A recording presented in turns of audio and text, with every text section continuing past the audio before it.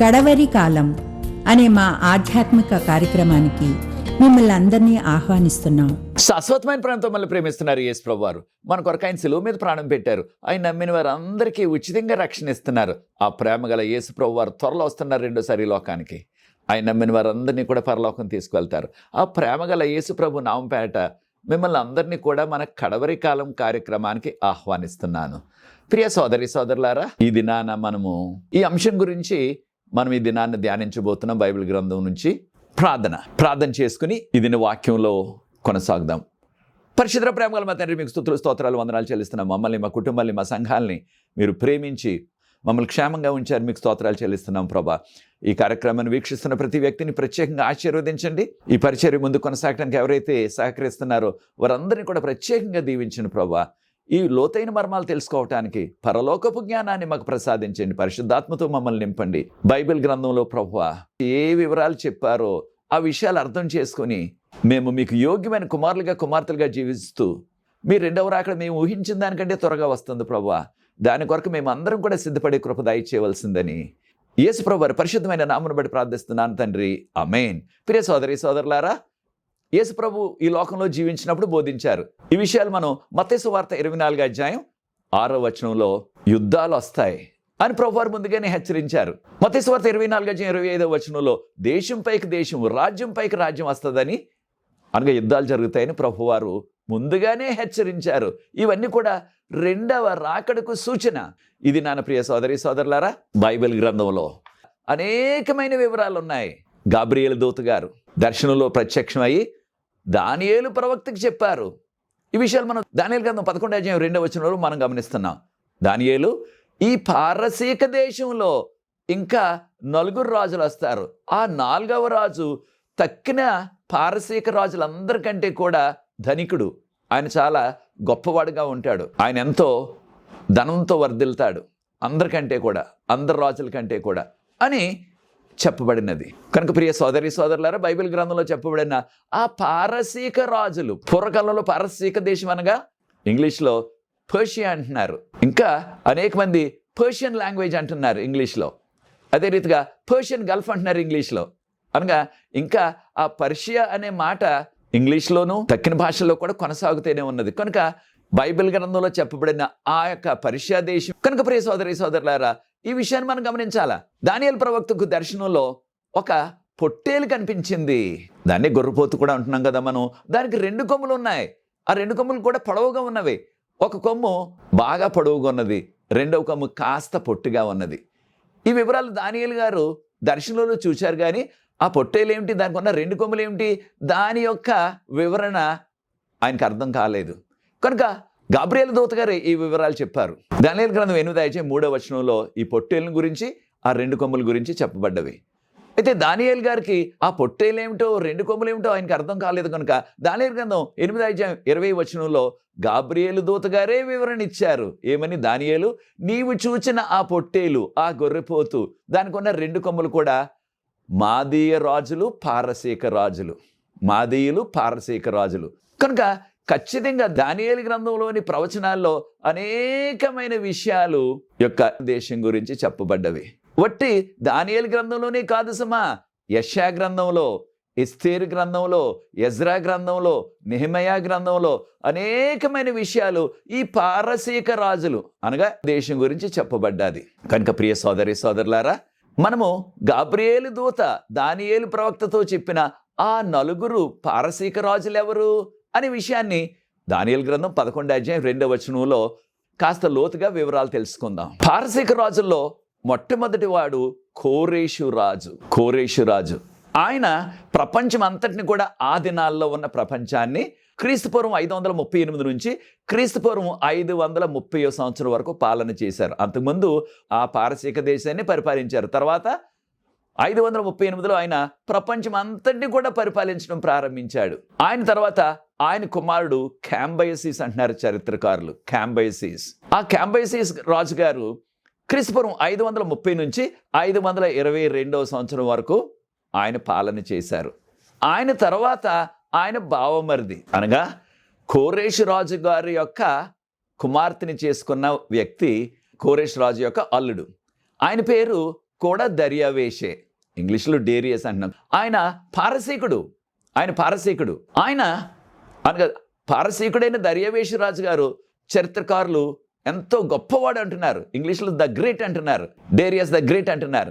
ఆయన క్రీస్తుపూర్వం 522 నుంచి 586 సంవత్సరం వరకు పాలన చేశాడు. ఆయన కోరేషు రాజు గారి యొక్క కుమార్తె, ఆవిడ పేరు అటోసా, ఆమెను వివాహం చేసుకున్నాడు. ఆయనకి ఇంకా కొంతమంది భార్యలు కూడా ఉన్నారు, కానీ ప్రాముఖ్యమైన పట్టపురాణి అటోసా. వారిద్దరికీ పుట్టిన కుమారుడే తర్వాత 4వ రాజు. ఆయన్నే చరిత్రకారులు జెర్క్సిస్ అంటున్నారు, కానీ బైబిల్ గ్రంథంలో ఆయన పేరు అహష్వరోజ్ అన్నారు. అహష్వరోజు ఎవరు? అహష్వరోజ్ అనే రాజుగారు పారసీకుడు. ఆయనే ఎస్తేరు రాణి గారిని వివాహం చేసుకున్నాడు, యూదురాలైన ఎస్తేరు రాణిని. చూచారా ఎన్ని వివరాలు బైబిల్ గ్రంథంలో ఇవ్వబడ్డావో.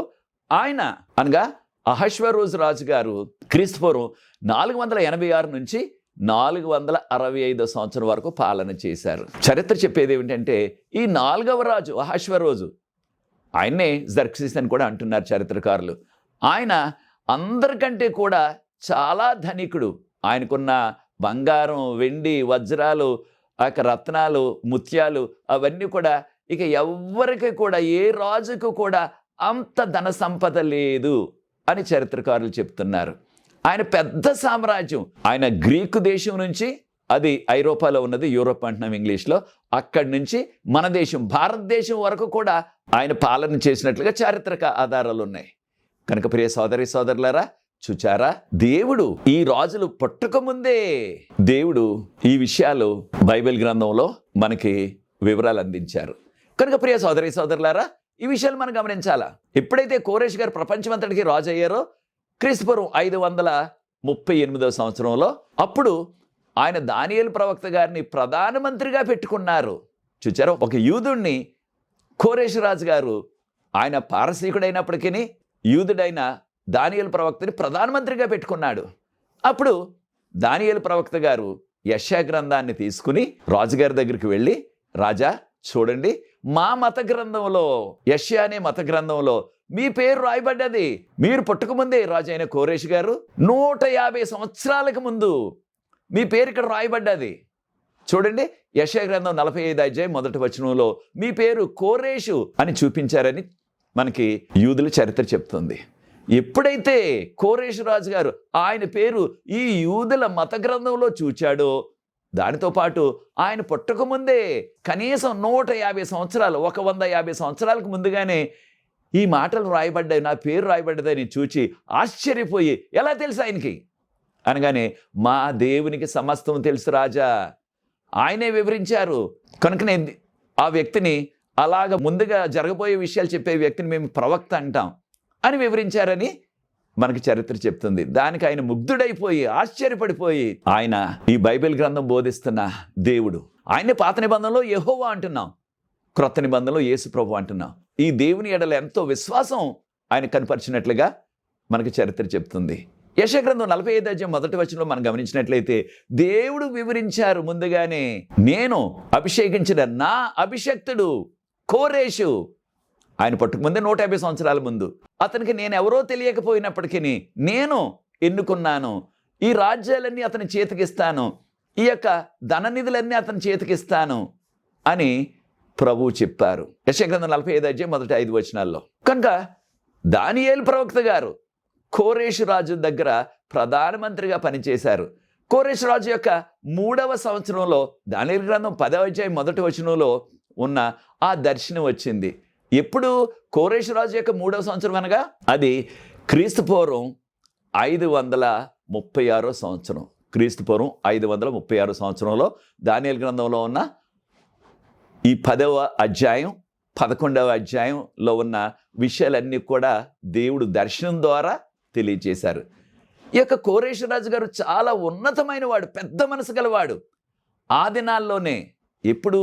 ఇది క్రీస్తుపూర్వం 6వ శతాబ్దంలోనే ఆయన మానవ హక్కుల గురించి ఆయన రాయించారు. ఇంగ్లీష్లో హ్యూమన్ రైట్స్ అంటున్నాం.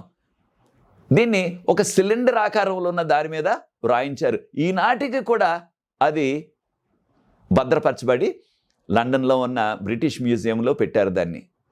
చూచారా ఏమని రాయించాడు ఆయన? జనులు, ప్రజలు, వారు ఏ భాషకు చెందిన అందరినీ కూడా సమానంగా చూడాలి. రెండవది, ప్రజలకు ఇష్టమైన మతాన్ని వారు అనుసరించవచ్చు, ఎవరిని కూడా బలవంత పెట్టకూడదు, అందరినీ కూడా సమానంగా చూడాలి, వారి యొక్క ఆచారాల్ని వారి వ్యవహారాల్ని మనం గౌరవించాలి అని వ్రాయించారు. ప్రియ సోదరి సోదరులారా, చూడండి కోరేషు ఎంత మంచివాడు, ఎంత పెద్ద మనసు. కనుకనే ప్రభువారు అంటున్నారు, నా అభిషక్తుడు అన్యుడైనప్పటికీ ప్రభువారు బైబిల్ గ్రంథం బోధిస్తున్న దేవుడు ఆయన్ను ఎన్నుకున్నారు ఆయన యొక్క అభిషక్తుడుగా. ఆయనే యెరూషలేము దేవాలయం పడిపోయింది. అప్పటికి యెరూషలేము దేవాలయాన్ని బబులోనీయులు కొలగొట్టేశారు. దాన్ని మరలా తిరిగి కట్టించుకోమని చూడండి కోరేషు రాజు గారు ఒక శాసనం చేశారు. ఆ శాసనం ఏంటంటే, ఈ బబులోన్లో ఉన్న యూదులందరూ కూడా వారికి ఇష్టమైతే, బలవంతం లేదు, వారికి ఇష్టమైనట్లయితే తిరిగి వారు యెరూషలేముకి వారి యొక్క ప్రాంతాలకు వెళ్ళిపోవచ్చు అని ఒక శాసనం చేసి వారందరికీ కూడా వెళ్ళిపోవటానికి అనుమతి ఇచ్చారు. 70 సంవత్సరాలు బబులోన్లో వారు బానిసలుగా మగ్గిపోయారు. చూడండి కోరేషు రాజు గారు ఎంత మంచి పని చేశారో యూదులకి. వారందరికీ కూడా స్వాతంత్రం ఇచ్చి వారిని మళ్ళీ వెళ్ళిపోయి మీ ప్రాంతాల్లో మీరు నివసించండి అని పంపించేశారు. దానితో పాటు ఈ విషయాలు మనం ఎజ్రా గ్రంథం 1వ అధ్యాయంలో చదువుతున్నాం. కోరేషు రాజు గారు రాయించారు ఈ శాసనంలో, ఆ యొక్క బైబిల్ గ్రంథం బోధిస్తున్న దేవుడే నాకు ఈ యొక్క రాజ్యాలన్నీ కూడా ఇచ్చారు, ఆయనే అసలైన దేవుడు అని చెప్పాడు. అనగా ఆయన ఈ దేవుడి పట్ల విశ్వాసి అయిపోయినట్లుగా మనం గమనించవచ్చు. యూదులందరూ కూడా వారు ఎప్పుడైతే ఈ అనుమతి వచ్చిందో వారి యొక్క ప్రాంతాలకు వారు వెళ్ళటానికి వారు బయలుదేరారు. వారు బయలుదేరితే అప్పటికి యూదుల యొక్క దేవాలయము, యెహోవా దేవాలయం యెరూషలేము నగరంలో ఉండేది. దానిని బబులోను రాజైన నెబుకద్నెజరు గారు ఆయన సైన్యం దాన్ని కూలగొట్టేశారు. దానిలో ఉన్న ఆ మందిరంలో ఉన్న అనేకమైన బంగారు వెండి పాత్రలు ఎన్నున్నాయి? 5400 ఏకంగా. ఎజ్రా గ్రంథం 1వ అధ్యాయం 11వ వచనంలో 5400 బంగారు వెండి పాత్రలు, వాటితో పాటు వట్టి 7 దీపాల సువర్ణ స్తంభం, దానికే 45 కేజీలు బంగారం పట్టింది. దాన్ని కూడా ఇచ్చేశారు. ఎంత బంగారం ఉండేది యెరూషలేములో ఉన్న యెహోవా దేవాలయంలో అనగా మనకు బైబిల్ గ్రంథం ఏం బోధిస్తుందంటే, మొదటి దినవృత్తాంతాలు 29వ అధ్యాయం 4వ వచనంలో దావీదు రాజు గారు ఆయన సొంతగా 3000 తలాంతుల బంగారం కానుకగా ఇచ్చారని చెప్పబడ్డది. 3000 తలాంతులు అంటే ఇప్పుడు మన లెక్కల ప్రకారంగా, మన తూకాల ప్రకారంగా 1,00,000 కేజీలకు పైగానే. కొంతమంది బైబిల్ పండితులు అనేది ఏమిటంటే 1,00,000 కేజీలు, 1,00,000కు పైగా కేజీలు బంగారం. ఇదంతా దావీదు రాజు గారు కానుకగా ఇచ్చారు దేవాలయానికి. ఆ బంగారంతోనే ఈ యొక్క 5400 బంగారు వెండి పాత్రలు చేశారు. వారే కాకుండా దావీదు రాజు తర్వాత ఆయన కుమారుడైన సొలొమోను రాజు గారు కూడా ఎంతో బంగారాన్ని కానుకగా ఇచ్చారు దేవుని యొక్క మందిరానికి, యెహోవా మందిరానికి. దానితో పాటు అనేక మంది విశ్వాసులు కూడా బంగారాన్ని వెండిని కానుకగా ఇచ్చారు. కనుక ఖచ్చితంగా బైబిల్ పండితులు అనేది ఏంటంటే కనీసం లేదంటే 3-4 లక్షల కేజీల బంగారంతో చేసిన ఈ యొక్క పాత్రలు ఇవన్నీ కూడా, అవన్నీ కూడా తిరిగి ఇచ్చేశారు ఆయన.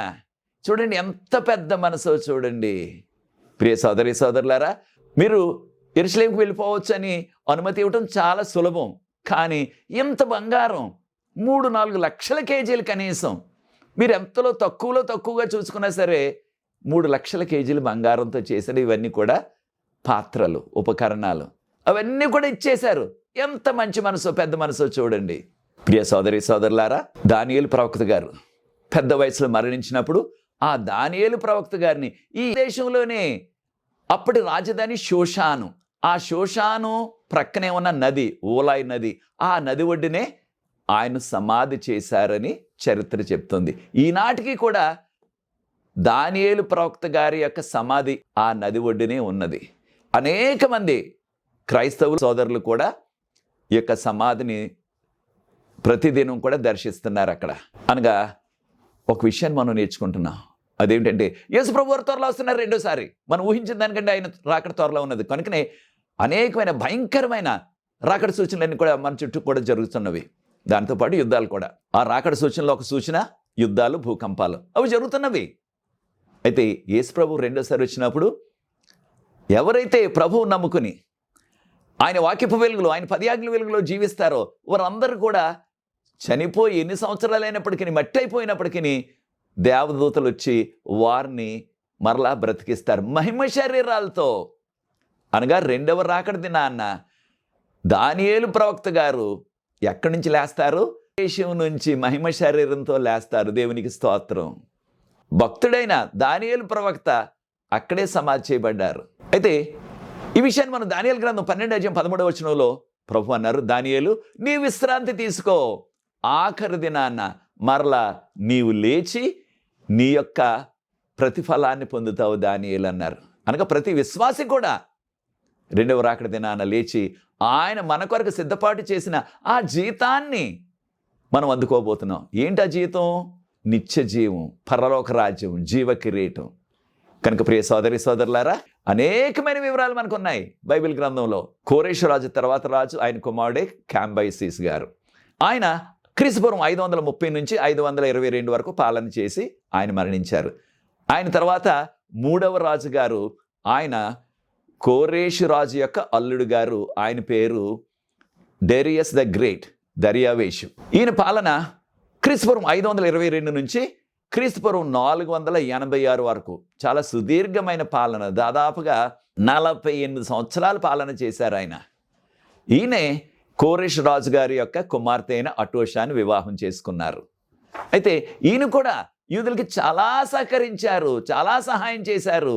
ఏంటి సహాయం ఈయన చేసింది? కోరేషు రాజు గారు శాసనం చేసి మీరు వెళ్ళి యెహోవా మందిరాన్ని నిర్మించమని ఆయన కొంత కానుక కూడా ఇచ్చారని మనకు దేవుని యొక్క వాక్యంలో ఉన్నది, ఎజ్రా గ్రంథం 1వ అధ్యాయంలో.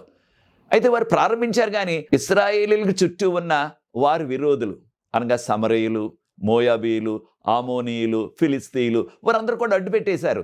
ఈ యొక్క మందిరం నిర్మాణం జరగకుండా అడ్డుపెట్టేశారు. అలాగా 15 సంవత్సరాల పాటు ఏ విధంగా కూడా మందిర నిర్మాణం ముందుకు కొనసాగకుండా ఆపేశారు. ఈ 15 సంవత్సరాల కాలంలో కోరేషు గారు మరణించారు. ఆయన కుమారుడు క్యాంబైసిస్ గారు కూడా కొంతకాలం పాలన చేసి మరణించారు. తర్వాత ఇప్పుడు కోరేషు రాజు గారి యొక్క అల్లుడు ఆయన దర్యావేషు, డేరియస్ ద గ్రేట్, ఆయన శాసనం చేశారు. ఏ శాసనం?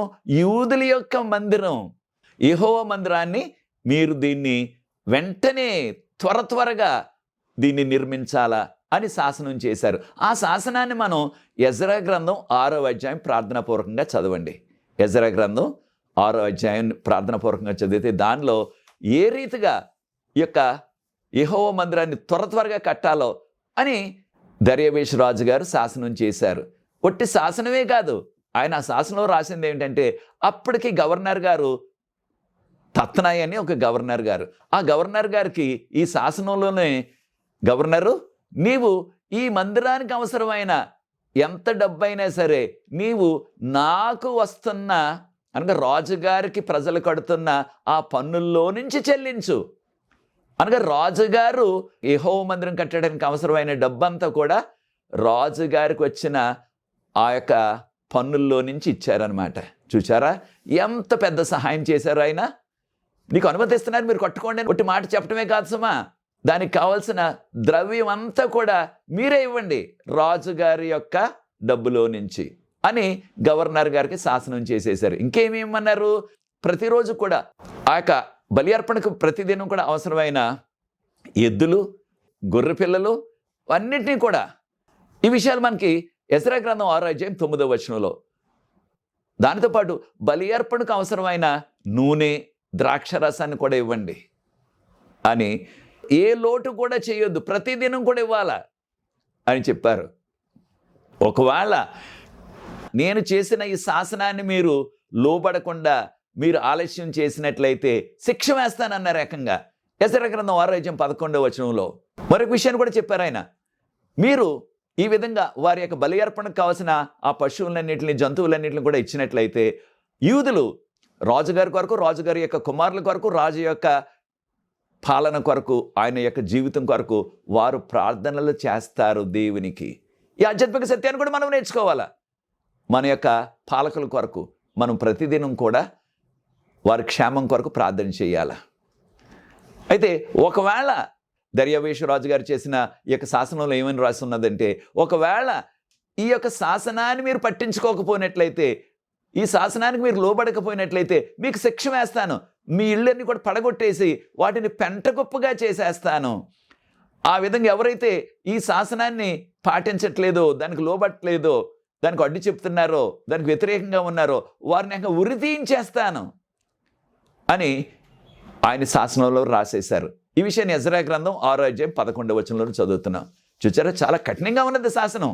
ఖచ్చితంగా అందరూ కూడా దీన్ని శాసనాన్ని చేయాలి. చేయకపోయినట్లయితే వారికి ఉరి శిక్ష, వారి ఇల్లంతా కూడా నాశనం చేసేస్తానన్నారు. అంటే ఎంత మేలు చేశారు ఎవరికి? యూదులకి. ఎవరు?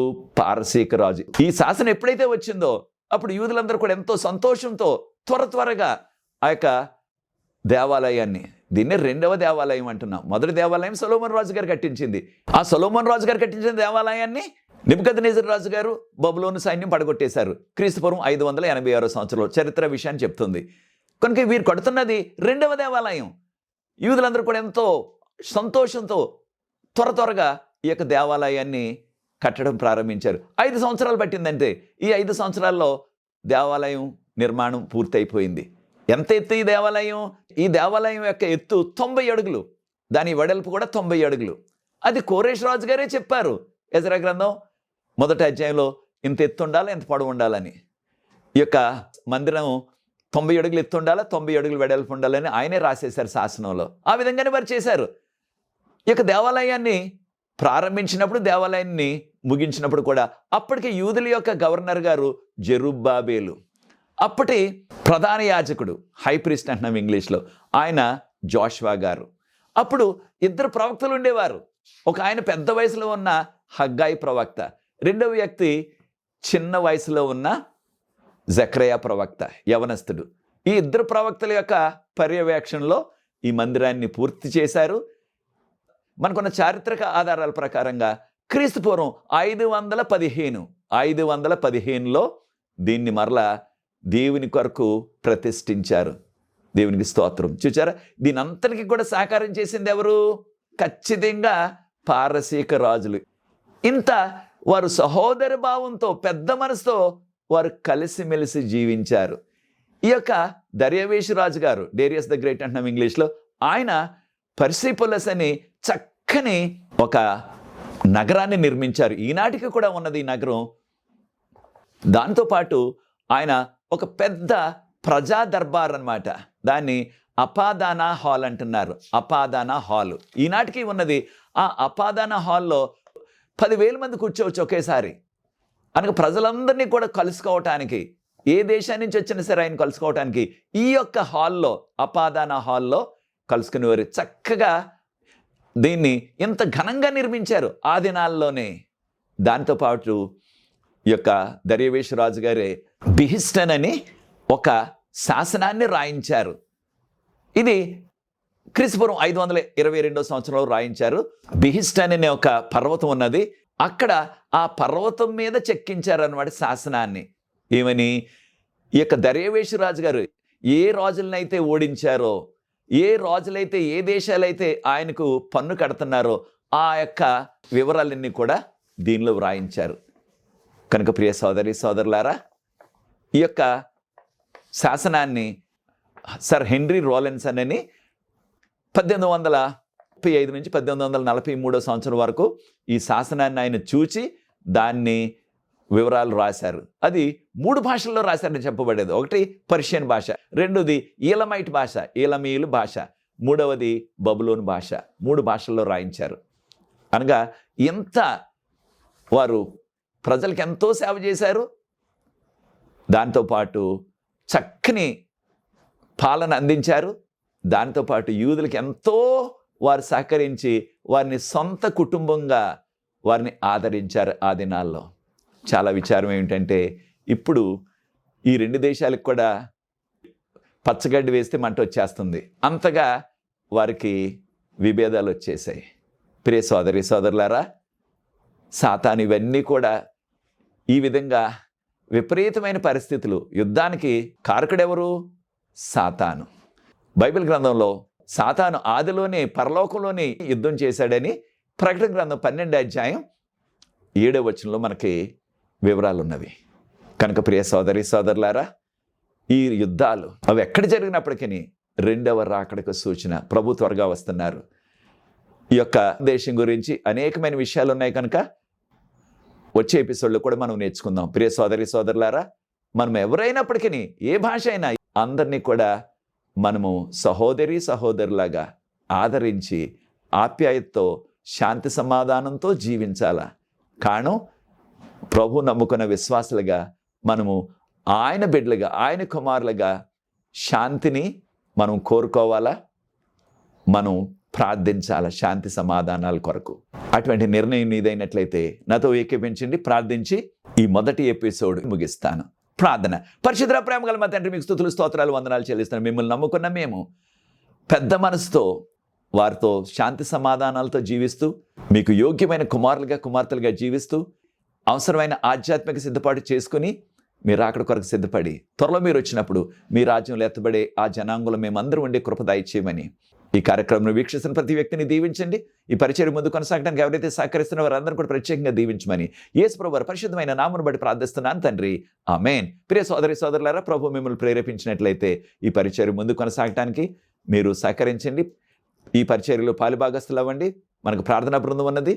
ప్రతిదినం కూడా విజ్ఞాపన ప్రార్థన చేస్తున్నాం.